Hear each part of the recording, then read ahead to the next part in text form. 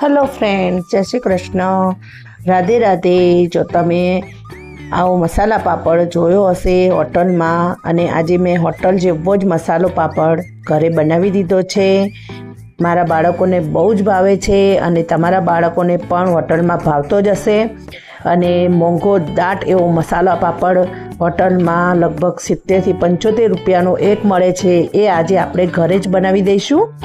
બરાબર છે। તો એના માટે મેં લઈ લીધો છે એક ટામેટું, કોબીજ નાનું અને એક ડુંગળી, એને આપણે ઝીણું ઝીણું સમારી લઈશું। બરાબર છે।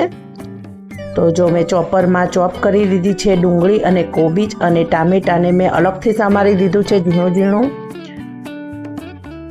હવે આપણે મેં 2 પાપડ લઈ લીધા છે અહીંયા, અને પાપડને આપણે હોટલ જેવા જ શેકવાના છે। એના માટે હું ડાયરેક્ટ નથી શેકવાની, તવા ઉપર મૂકીને શેકવાની છું।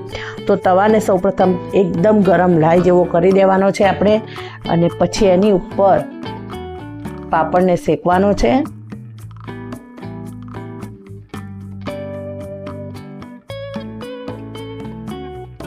આ રીતે અલટ પલટ કરતાં કરતાં આખો પાપડ શેકી દેવાનો છે આપણે, અને એ ભાગે નહીં એનું પણ ધ્યાન રાખવાનું છે।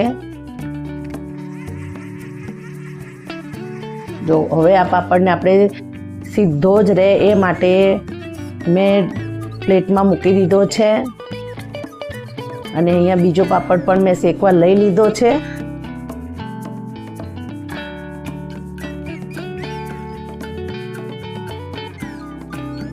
પાપડ એકદમ ગરમ છે।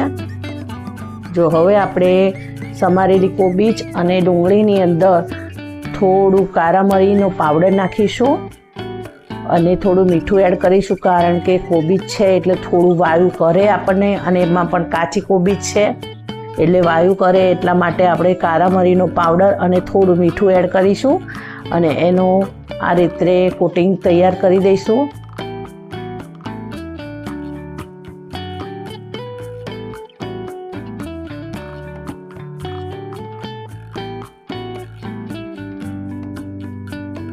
જો આપણી ડુંગળી અને કોબીજ સારી રીતે મિક્સ થઈ ગયા છે, આ રીતે હું મિક્સ કરી રહી છું।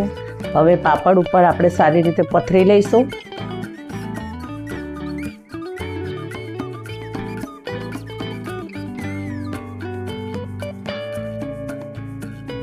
આ જ પાપડ આપણને હોટલમાં 75 રૂપિયાનું મળે છે, 70થી 75 રૂપિયાનો।